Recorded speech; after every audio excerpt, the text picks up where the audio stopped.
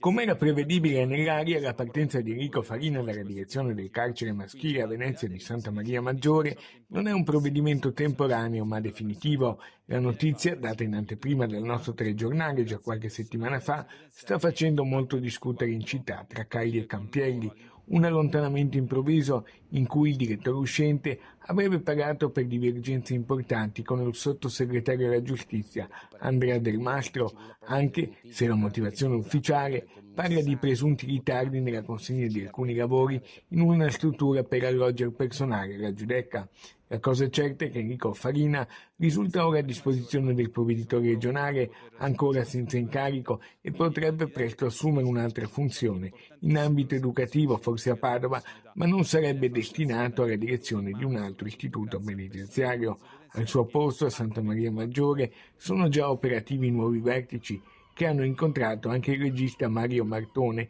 per il progetto del Vaticano. Dopo quanto fatto per il pellegrinaggio a Roma con i detenuti, il cappellano del carcere veneziano Don Massimo Cadamuro ha chiesto di poter recarsi in pellegrinaggio con alcuni ristretti anche alla Madonna della Salute il prossimo 21 novembre, il permesso è in fase di valutazione. Intanto il senatore Andrea Martella ribadisce la sua linea di apprezzamento per Farina, condivisa tra l'altro largamente in città. Già da giorni ho chiesto al ministro Nordio di sapere quali sono le ragioni che hanno portato alla rimozione del direttore del carcere di Venezia e se non intende il ministro intervenire per stoppare questo tipo di decisione di cui non si capiscono le ragioni, anche perché il direttore nel corso di questi anni ha lavorato molto seriamente a fianco della città, delle istituzioni e delle associazioni cittadine per il recupero e il reinserimento dei detenuti del carcere.